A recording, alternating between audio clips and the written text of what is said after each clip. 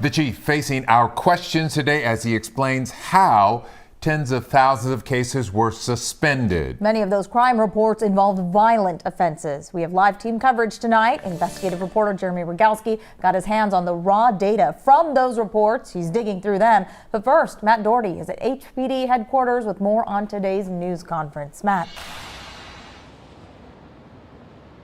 Yeah, the name of the code was suspended. Lack of personnel. The chief says it should have never been used and won't ever be used again.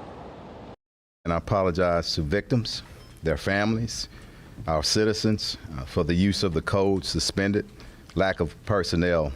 Chief Troy Finner apologizing and acknowledging a troubling situation. Since 2016, 264,000 incident reports were labeled suspended, lack of personnel. The chief says that more than 100,000 of the incidents were reported to the Major Assaults Division, thousands of them to the Homicide Division. However, we don't know how many actual homicides that may include. The chief also says 4,017 sex crimes were given the suspended lack of personnel code. He claims officers are now in the process of contacting those alleged crime victims, some of whom made reports years ago. The chief says he first learned about the lack of personnel code back in 2021. He says he told department leaders to stop using it, but he says that order wasn't followed. When I give a directive to senior leaders in my organization, I expect that to be followed. And again, that's part of the investigation. If there's follow-up, I expect commanders, assistant chiefs, and anybody of that upper leadership. One thing that I said, and I don't want to repeat it out after that, I specifically asked and said, if you need additional staffing, get back with me. The chief says the department is significantly understaffed. He says HPD is short the 2,000 additional officers it would need to adequately police the city. Now, the chief says that the code predates his leadership. He also puts a little bit of blame on the Harris County court system, which he says allows violent offender suspects back on the streets too soon. Back to you.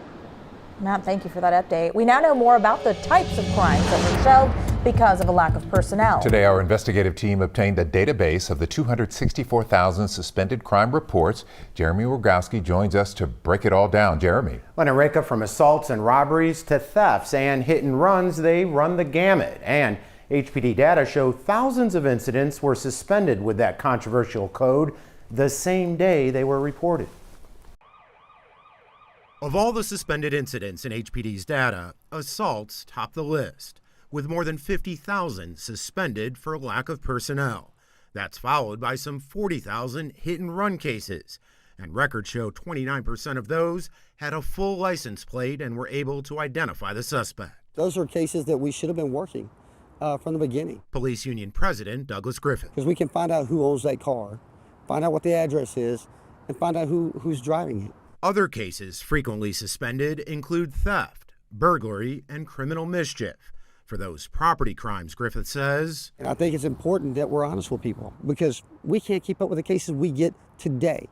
So how are we going to go back 8 years and be able to find anything that's going to be usable? KHOU 11 Investigates also identified more than 7,000 incidents that were shelved from the get-go, suspended on the same day they were reported. Again, this code should have never been used. Chief Troy Finner says he banned the controversial code back in 2021, but HPD's own records show its use ballooned under Finner's watch, from 40,000 incidents in 2021 to more than 67,000 last year.